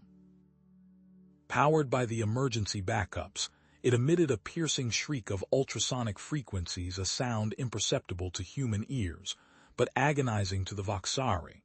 The boarding party cried out, clutching their heads, their disorientation amplified tenfold. But the ultrasonic attack had an unforeseen consequence. Alara, already teetering on the edge of psychic overload, convulsed. The ultrasonic waves resonated with her own amplified mental state, causing her psychic abilities to surge uncontrollably. A raw, untamed energy pulsed from her, distorting the very air around her. Invisible cracks spiderwebbed across the ship's already weakened hull. With a series of sharp, hissing gasps, minor hull breaches bloomed, venting precious atmosphere into the cold vacuum of space. Alarms wailed, their claxons echoing the orphans' rising panic. Lyra, monitoring the sensors from the Esperanza, saw the atmospheric pressure plummet. The EMP had done more than disable their electronics. It had compromised the ship's structural integrity. "All units, retreat," she barked into her comm. "Secure the hull breaches, now." But Lyra knew it was too late for a full-scale assault. The damage was done. Defying her second in command, she sealed off the remaining sectors and initiated a full lockdown. "I'm going in alone," she stated, cutting off the protests before they could begin. She found Daphne at the ship's core, her hand hovering over the detonator of the makeshift explosives. The girl's face was a mask of fierce dedication, her amber eyes blazing with a desperate purpose. "Daphne," Lyra said softly, her voice echoing in the cramped space. "It's me. Lyra, do you remember?" Daphne's eyes narrowed. "I remember plenty. I remember your ship firing on us. I remember my family dying. Before all of this," Lyra continued, stepping closer, her hands raised in a gesture of peace. "I was a teacher at the Voxari orphanage. Before the attack, you were one of my students." Daphne flinched, her grip tightening on the detonator. "Liar." Lyra shook her head sadly. "I joined the faction after everything. I thought I could change things from the inside, prevent further atrocities. I swear, Daphne, I never wanted to hurt you or any of the children." Daphne's expression remained unchanged, a hard shell concealing the fear and uncertainty beneath. "Why should I believe you? You're here to finish the job." Lyra pleaded, "I can help you. I have a coded override. It can disable the Esperanza's weapon systems. You can escape. Please, Daphne, let me help you." From the corner of the girl's eye, Lyra could see Ilara's condition worsen, another sign of the ship's instability. The psychic feedback threatened to destabilize the remaining sections of the ship. Daphne stood frozen, her mind a whirlwind of conflicting emotions. Trust. After everything. After witnessing the betrayal firsthand. Or detonate the explosives, ensuring their safety but potentially condemning everyone to a slow, agonizing death. Tyler's words echoed in her mind, a faint whisper from a distant world. Sometimes the hardest thing to do is to trust, but sometimes it's the only thing that can save you. Daphne's voice was barely a whisper. "The code. Give me the override code." Lyra nodded, relief flooding her face. She transmitted the sequence, her fingers flying across the console. But before the code could fully integrate, a harsh voice crackled over the comms. "Lyra, what's the status? Why the delay?" It was Commander Rixus, Lyra's second in command. Suspicion dripped from every syllable. The override failed. A red light flashed on the console, accompanied by a blaring alarm. "Override denied. Hostile takeover initiated," a synthesized voice announced. "The Esperanza is preparing to engage." Lyra's face paled. "They don't trust me," she muttered. "They're going to destroy us all." The Esperanza, ignoring Lyra's commands, prepared to fire upon the orphan ship. "We have to move Ilara," Lyra said urgently, grabbing Daphne's arm. "To the environmental control, her biometrics. Maybe we can use them to stabilize her." Before they could reach the hatch, a deafening boom shook the ship. The Esperanza had fired a warning shot, a calculated act of terror. Another section of the ship ruptured, sending debris and terrified orphans spiraling into the void. Lyra, grimacing, checked the sensor panel. "The hyperdrive," she said, her voice tight with despair. "It's damaged. We're not going anywhere." "Daphne, now, get everyone into environmental control. Reinforce those shields," Tyler barked, her voice tight with adrenaline. The air thrummed with the Esperanza's malevolent energy. "That's all that's left that's even close to secure." Lyra's voice, surprisingly calm, cut through the chaos. "They'll be targeting the environmental control section next. Their scans will show it's the only area with a functioning atmosphere. I know their tactics, their targeting protocols. I can predict their attack vector." Her voice was imbued with a desperate urgency. "Evasive maneuvers, Daphne. Small, randomized shifts in the shield harmonics. It will confuse their targeting matrix." Daphne, her violet eyes narrowed, hesitated only a fraction of a second. The orphans needed her, and Lyra's suggestion, despite the source, made tactical sense. "Ilara with me. Everyone move. Do as she says." Daphne directed the orphans, her voice firm despite the tremor in her hands. A shudder ran through the ship, followed by the sickening screech of metal tearing. "Boarding pod launched," Lyra announced grimly. "Direct trajectory for environmental control. They're bypassing the damaged sections." Tyler cursed under her breath. "Damn it, shields won't hold for long against a direct hit." She scanned the control panel, her mind racing. There's got to be something. Some way, then she remembered Alara. The girl's barely controlled psychic abilities. A desperate, reckless idea formed. "Alara, could we use her as a weapon?" Lyra's head snapped up, her expression horrified. "Absolutely not. Overexerting her could cause a catastrophic psychic backlash. It could destabilize her. It could destabilize the entire ship." Tyler's teeth clenched. "It's the only chance we've got." She met Daphne's gaze, the unspoken question hanging heavy in the air. "Daphne, prepare Alara. A focused psychic burst. We need to overload the pod systems before it breaches the shields." "Lyra, monitor Alara. Safety protocols. Now." Tyler didn't wait for agreement.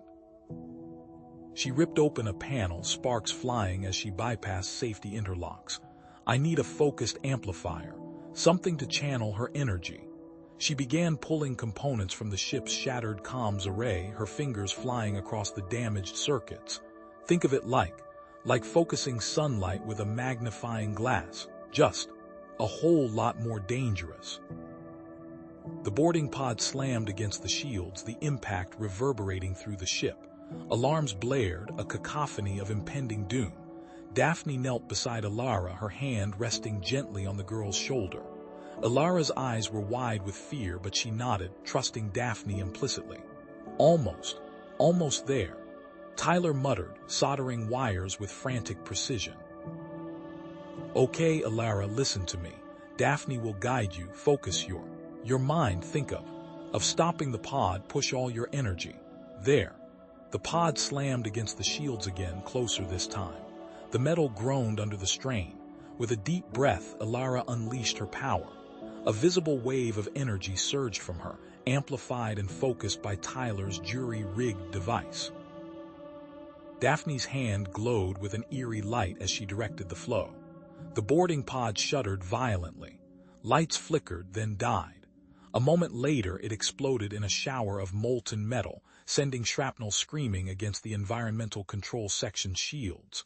A collective gasp filled the room, followed by a chilling silence. Then, a new alarm blared, even more urgent than the last. Lyra stared at the control panel, her face pale. The explosion. It caused a critical failure in the environmental control system. Life support. It's failing. Oxygen levels are plummeting. Despair threatened to engulf Tyler, but she fought it back. There has to be something. Anything. Lyra's fingers danced across the console. The hyperdrive. It's offline, but I think it can be salvaged. A manual reset, but it requires someone to go outside into the damaged core. The implications hung heavy in the air. Radiation levels were lethal outside the shielded section. Tyler didn't hesitate. "I'll do it." Daphne surged to her feet, her voice sharp with alarm. "No, it's too dangerous. I won't let you risk your life." She stepped forward, blocking Tyler's path. "I'll go." Lyra, her voice filled with a strange mix of guilt and desperation, spoke next. "It should be me. I know the ship. I know the systems. It's the least I can do. To make amends." Tyler shook her head, her gaze firm. "I know manual resets. I know how to reroute power. It's what I did back on Earth, fixing broken down systems. Besides, you both need to stay here, protect the kids. My skill is important. End of discussion." She turned to the supply closet, grabbing a damaged environmental suit. "It won't protect you for long," Lyra warned, her voice tight. Tyler pulled the suit on, the fabric stiff and cracked. "It'll have to be enough." She secured the helmet, the hiss of recycled air filling her ears. Daphne stepped forward, her eyes filled with a mixture of fear and something else, something that looked suspiciously like affection. She reached up and unclasped a pendant from around her neck, a small, intricately carved piece of iridescent stone. She pressed it into Tyler's hand. "My family pendant, it It will protect you, please. Come back safely.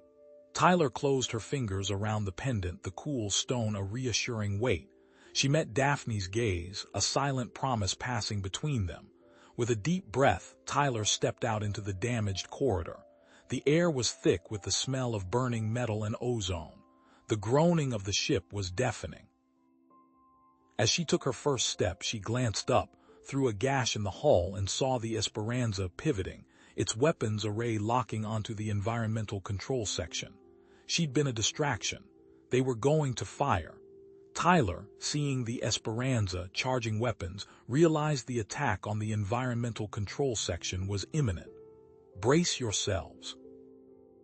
She screamed into her comms, the word a distorted shriek swallowed by the klaxons. Daphne, acting quickly, barked orders in Voxari to the other orphans, her normally sarcastic tone repinfused with fierce urgency. She slammed her small body against the environmental control section's shield generator, fingers flying across the damaged interface. Ilara, pale but resolute, positioned herself beside Daphne, ready to reroute auxiliary power if the shields faltered. Tyler, heart hammering against her ribs, knew she couldn't reach the hyperdrive in time. Think. Her gaze fell on the mangled comms array, sparking erratically. Daphne, can you boost the signal from the emergency beacon? Just a little. Lyra, her face etched with a grim purpose, appeared on Tyler's comm screen. I can, she said, her voice strained. But you must use the correct emergency broadcast codes. It will reveal our location to everyone. The weight of the decision hung heavy in the silence. Tyler nodded grimly. Do it. Lyra rattled off a string of alphanumeric code, her voice trembling slightly. Tyler punched them in, her fingers flying across the console. She hit the transmit button, sending the distress signal screaming into the void, a desperate plea carried on a wave of static and hope. The Esperanza fired. The environmental control section shuddered, a metal groan echoing through the ship as the shields buckled under the barrage. Alarms blared, bathing the room in a strobing red light. Sparks rained down from the ceiling, stinging Tyler's skin. Tyler gripped the console, her squeezing hard. The Esperanza had to be stopped. An idea, insane but potentially brilliant, sparked in her mind. Lyra, I can reroute power from the life support systems to overload their shields on their next pass. It's risky, but it might work. Lyra's face paled on the comm screen. No, you can't, draining all the power from the environmental section. It will kill the orphans. I know, Tyler said, her voice tight with desperation. But a quick death is better than a slow, agonizing one under Von Rule. We don't have a choice. Daphne, her eyes wide with fear, looked from Tyler to the comm screen, her small hands trembling on the shield generator controls. Trust. She had to trust Tyler, even if it went against every instinct she had. There is another way, Lyra said, her voice regaining a measure of its former strength. Disable their weapon systems. I know the Esperanza's schematics. I can guide you. She began rattling off a detailed plan, her knowledge of the ship evident in every word. Tyler listened, her mind racing. Lyra's plan was viable, but it would take time, precious time they didn't have. It's too slow, she said, shaking her head. We need something faster. We do both, Tyler stated, her voice firm despite the tremor in her hands. I'll start the power reroute. Lyra, you try to disable the weapons. Best chance we've got. Lyra hesitated for a fraction of a second, then nodded. Agreed. I will guide you to the power conduits. Tyler followed Lyra's instructions, navigating the labyrinthine corridors of the damaged ship. Wires sparked and hissed around her as she ripped open access panels, rerouting power cables with frantic haste. As Tyler worked, she glanced at her comm screen. Lyra was moving, but not towards the weapons control panel. Her trajectory was off, heading deeper into the ship. A flicker of something. Dedication. Crossed Lyra's face. Tyler's blood ran cold. Lyra, where are you going? Lyra didn't answer. Tyler realized with sickening certainty that Lyra was heading towards the Esperanza's self-destruct mechanism. Lyra's voice, calm and resolute, crackled over the comms. "I am activating the self-destruct sequence. It is the only way to ensure the Esperanza does not fall into the wrong hands." Tyler's mind reeled. Lyra wasn't just planning to sacrifice herself. She was planning to sacrifice the ship and possibly them all to deny Vaughn a victory. "Lyra, no!" Tyler screamed into the comms, her voice cracking with desperation. "Don't do this. There has to be another way." Lyra ignored her, her face set in a mask of unwavering tenacity.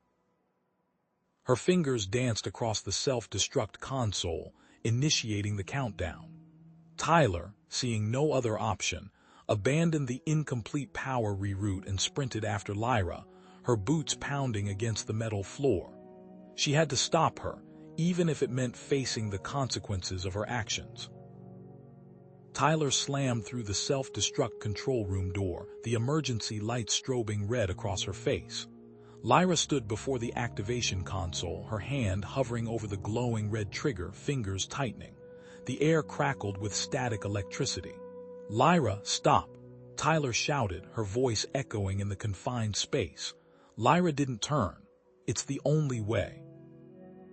If the Esperanza's tech falls into the hands of the Viridian faction, they'll weaponize it, create horrors we can't even imagine."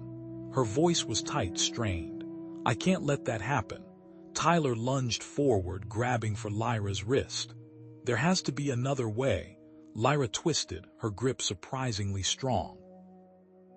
The two women wrestled for control of the trigger, the small room suddenly feeling claustrophobic. The console beeped ominously.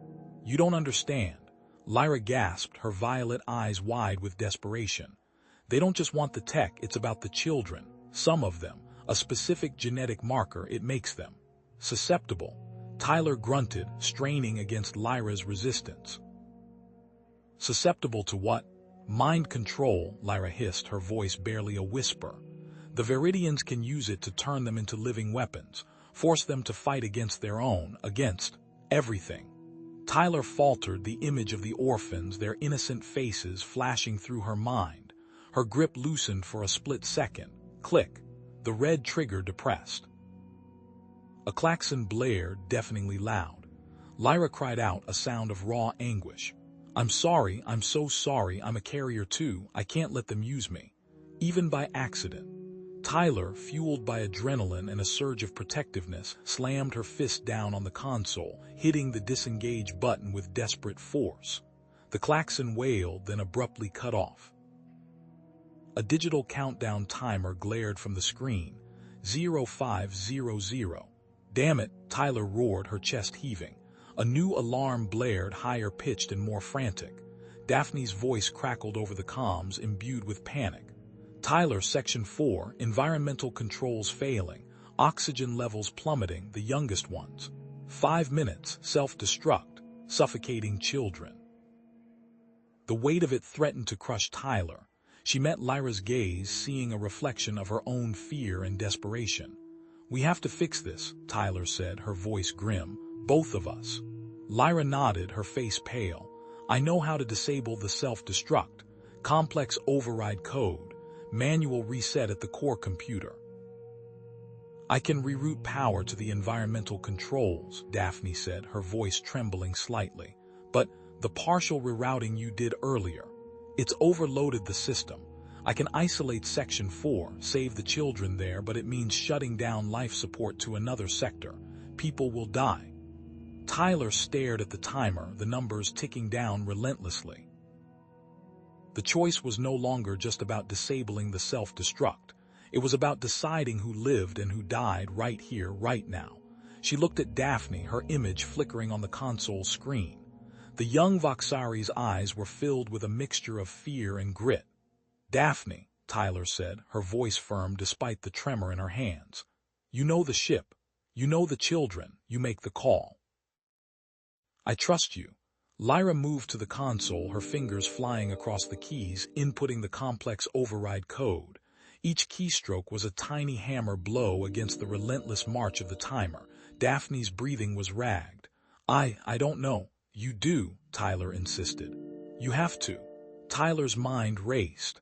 Lyra, how long to get the override code in? 3 minutes minimum, Lyra said through gritted teeth.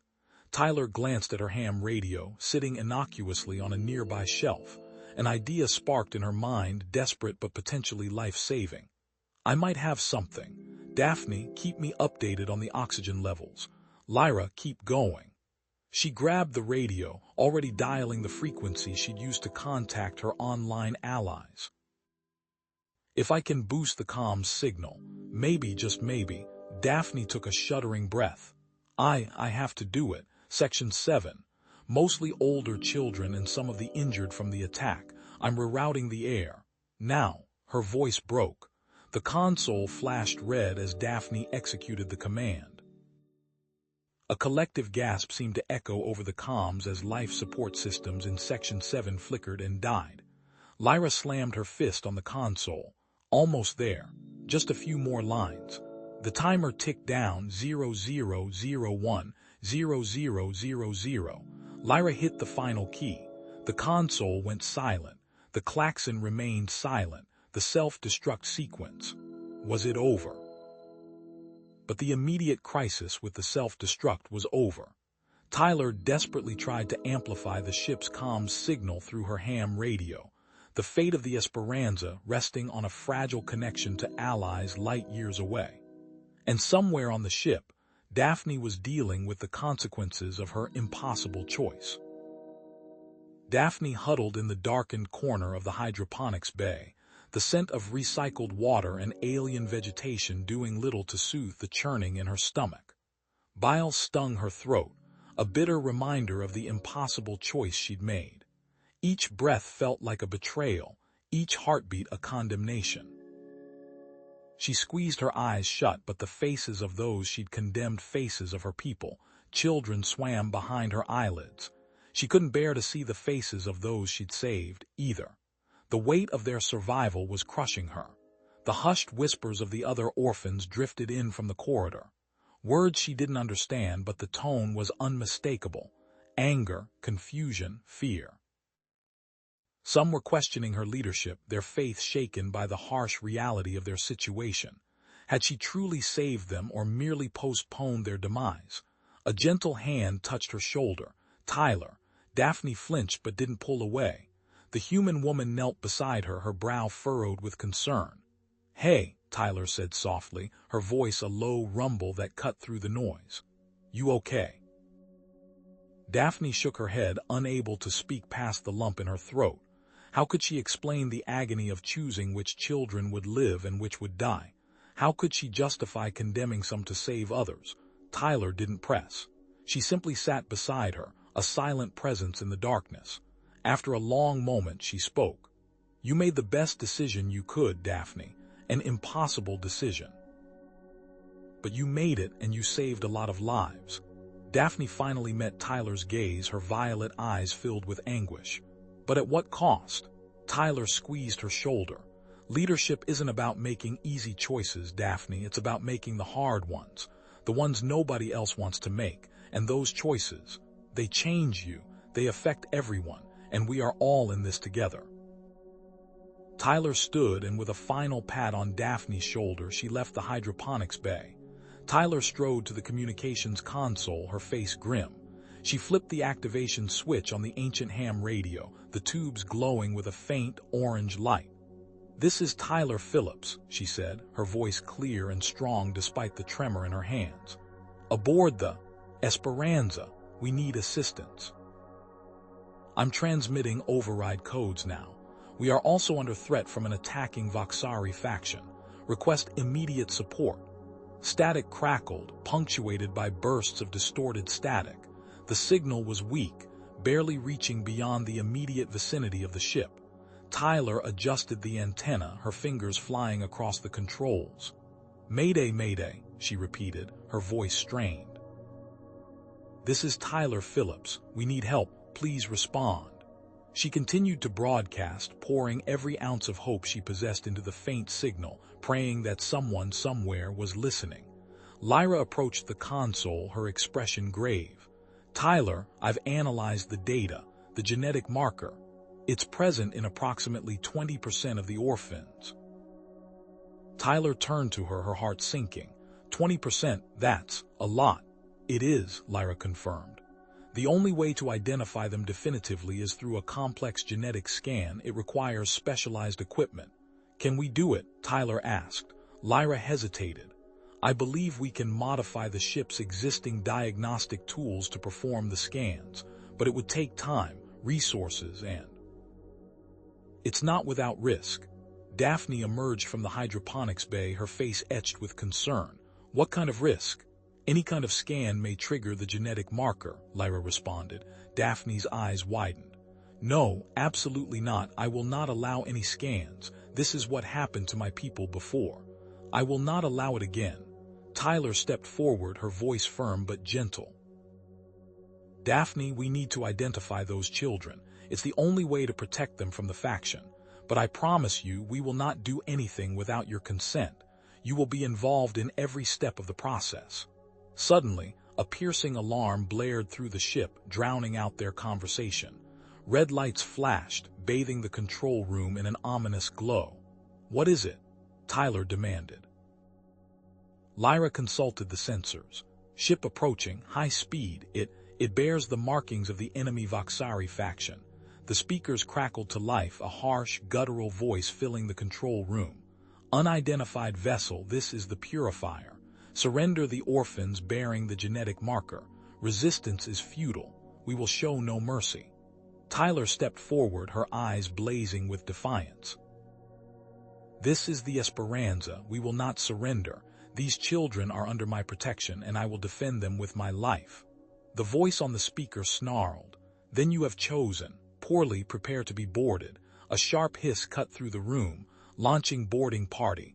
Tyler turned to Lyra. Can we raise shields? Lyra shook her head. Shields are offline. We have minimal defensive capabilities. Tyler cursed under her breath. She grabbed a heavy wrench from the toolbox, her grip tightening around the handle. Then we fight. We use whatever we can find. Just as she finished speaking, a faint, crackling voice echoed from the ham radio. Is Esperanza this? Space. Truckers. Do you copy? Tyler rushed back to the console, her heart leaping with a mixture of hope and trepidation. This is the Esperanza. I read you, space truckers. We are under attack. We need assistance.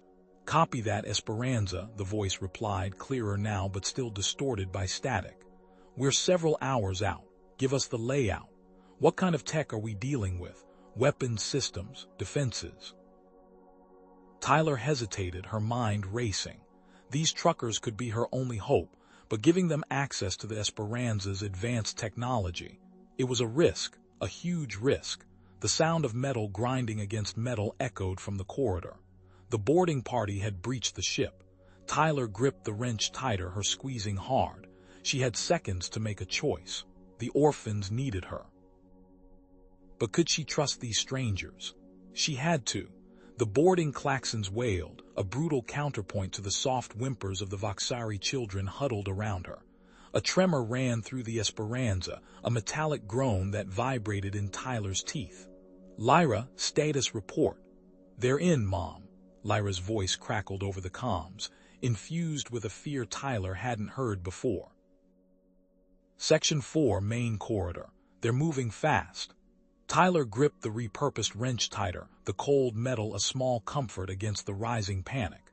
The security team, a motley collection of space truckers and hastily deputized crew members, stood ready, their faces grim. The air tasted like ozone and fear. The first Voxari soldier burst through the doorway, clad in sleek black armor, a weapon spitting blue arcs of electricity. A stunner. They wanted the Orphans alive. Good. It gave her team a chance. Stun only, Tyler roared, swinging the wrench.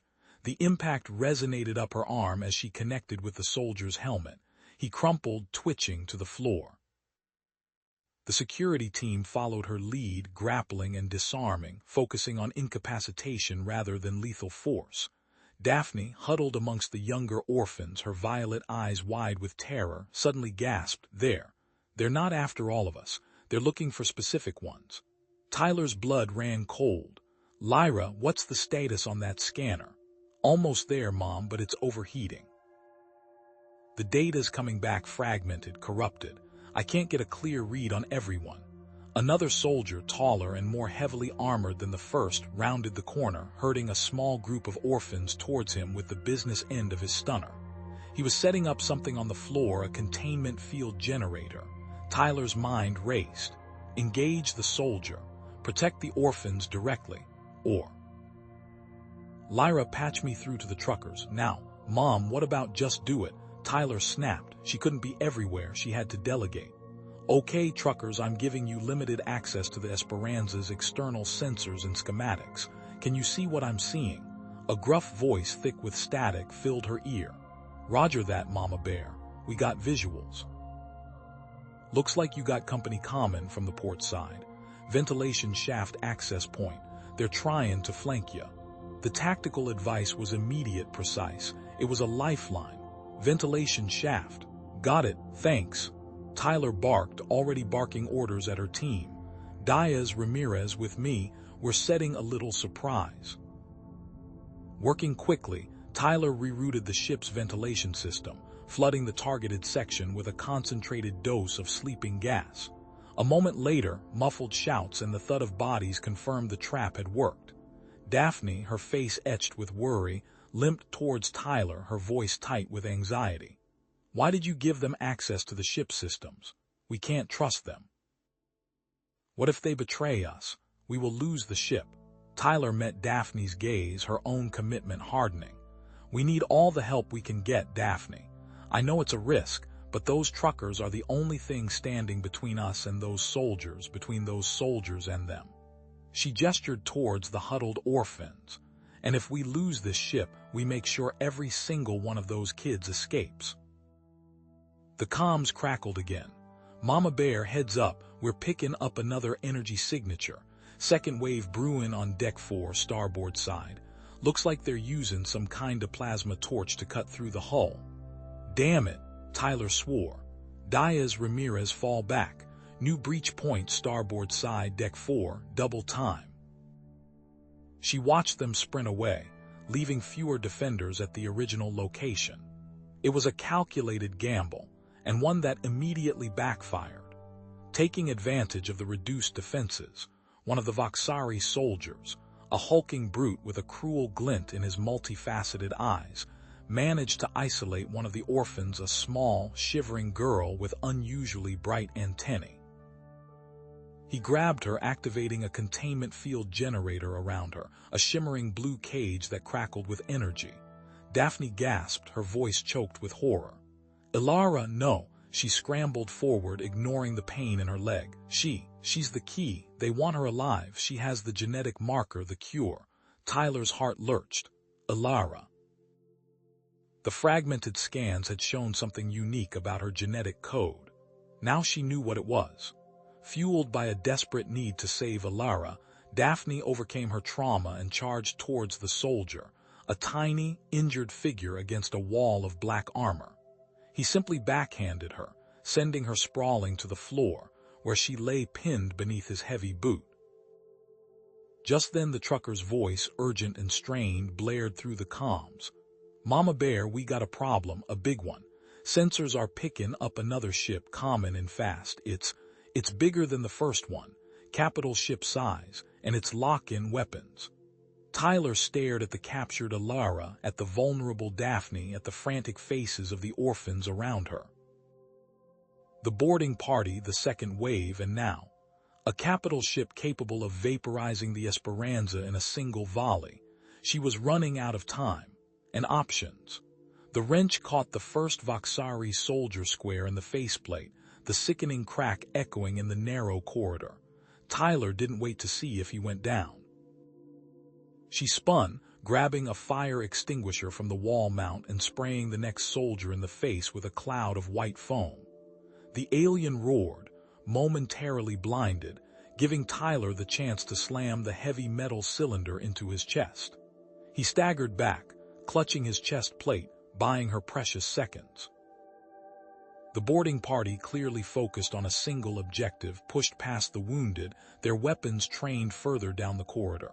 Ilara, one of them barked in heavily accented English. They were after the youngest, A tinny voice crackled over the comms. "Tyler, they're heading towards the escape pods. They've got Alara." It was Daphne, her voice tight with panic. Suddenly, the lead trucker's voice boomed over the comms. "Tyler, get ready. That capital ship is charging its primary weapon. They're about to slag this whole damn place." Tyler's mind raced. "Slag, vaporize, 3,000 orphans," she swore under her breath. "Daphne, get everyone to the lifeboats now, all of them." "What are you going to do?"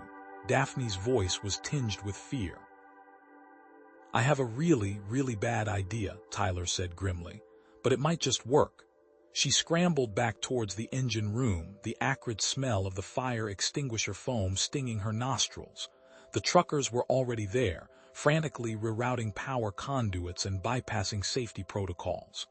"We're gonna overload the engines," Tyler shouted over the din of alarms. "Create an EMP. Fry their capital ship long enough for the kids to get away. That'll vaporize us too," one of the truckers yelled back, his face streaked with grease. "Almost certainly," Tyler admitted, "but it's the only chance they have." "All right, lady, let's do it," the lead trucker said, his expression grim but resolute. "Gotta divert every bit of power we can. Ain't gonna be pretty." Daphne's voice cut through the chaos. "Tyler, wait, Alara. Alara's genetic code is the key to curing the plague. The one that's been ravaging the Voxari for generations. That's why they took her. They want to control the cure." Tyler's stomach twisted. It wasn't just about power, it was about genocide. She was faced with the impossible: risk everyone on board to save a single child or let a plague wipe out an entire species. But if she didn't stop the capital ship, none of it would matter. "We can use our ship to distract them," one of the truckers offered. "Draw their fire while you prep the EMP. Buy you some time." Tyler looked at the two weathered faces, etched with grit.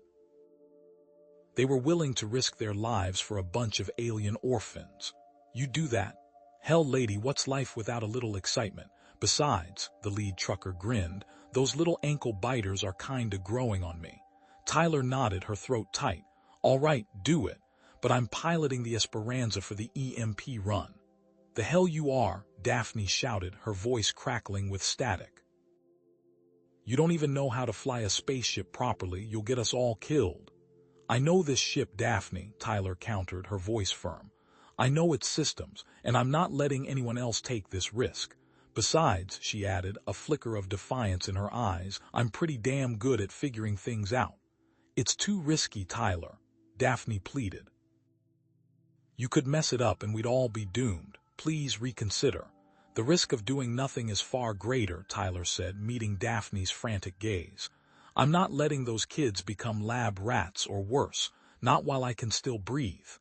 The truckers scrambled back to their ship, the Lucky Lady, its engines already whining. "All right, Tyler, we're going in. Good luck, you crazy broad." Through the viewport, Tyler watched as the Lucky Lady darted towards the looming capital ship, a tiny spark against its massive hull. The capital ship's guns swiveled, unleashing a torrent of laser fire. The Lucky Lady weaved and dodged, a desperate dance of survival. "Now or never," Tyler muttered, slamming the override switch. The engine screamed, the ship vibrating violently. Alarms blared, warning lights flashing. A holographic display showed the overload sequence reaching critical mass. Suddenly, a klaxon horn blared and a computerized voice shrieked, "Critical system malfunction. Overload sequence aborted. Manual override required." Tyler cursed, slamming her fist on the console. She ripped open a maintenance panel, sparks flying as she bypassed the damaged circuit. The overload sequence lurched back to life, but the engines were straining, threatening to tear themselves apart. With a final, desperate surge of power, Tyler triggered the EMP. A blinding flash filled the cockpit, followed by a deafening roar. The Esperanza bucked violently, alarms screaming as systems failed one after another. Outside, the capital ship went dark, its weapons silenced. But the Esperanza was crippled, drifting helplessly, life support failing, multiple hull breaches spewing atmosphere into the void. Then a garbled transmission crackled through the comms. It was the Voxari capital ship, their power restored. "Human," a cold, metallic voice said. "We offer a full escort to our homeworld. Return Alara and we guarantee the safety of the remaining orphans." Tyler stared at the viewport, the looming capital ship a silent threat. The lifeboats were limited, many of the orphans were too young or too injured to make it. Daphne's voice was barely a whisper. "Tyler, they're offering us a deal, a way out. We can't win this fight. Please just give them Alara. It's the only way to save the others." Tyler gripped the controls, her nucleus tightening. She'd bought them some time, maybe. But she'd also lost her ship and potentially the lives of any orphan that couldn't fit in the lifeboats. Now, the very people who had attacked them were offering salvation at the cost of a single child. "The offer is generous," Tyler said, her voice echoing in the Esperanza's bridge, "but the answer is no. Alara stays." She leveled her gaze at the Voxari captain's image on the screen. "All of them stay. They're under my protection now. You will not have any of my children." A hiss of static was the only response. Tyler cut the connection. "All right, Mama Bear," rumbled a voice behind her.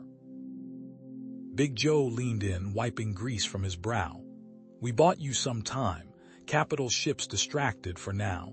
We're heading back to the Hope. Got to transfer these little ankle biters. More lifeboats on her." He wasn't kidding. The Hope's lifeboat capacity dwarfed the Esperanza's.